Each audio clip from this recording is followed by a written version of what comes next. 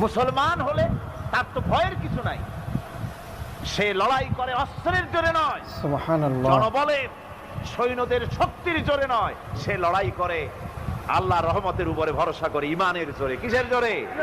ইমানের জোরে। এই জন্য মুসলমানদের সাথে যারাই লড়াই করতে এসছে মার খাইয়া পলাইয়া কুল পায় নাই, মহাবীর দুর্বল সিংহের মতো পলাইছে। তাদের তার কারণ কি? যে ওদের চিন্তা হলো যে যদি মরি তো জাহান্নাম ছাড়া পথ নাই। আর মুসলমান সে মনে করছে যদি বাঁচি তো গাজী, আর যদি মরি শহীদ হয়ে যাবো, জান্নাতে চলে যাব। কোথায় চলে যাব? জান্নাতে চলে যাব। আমার ভাইয়েরা, এজন্য বিশ্বকবি কবি সম্রাট আল্লামা ইকবাল বলেছেন, বাতিল সে দবনে ওয়ালে আয়ে আসমান হি হাম, বাতিল সে দবনে ওয়ালে আয়ে আসমান হি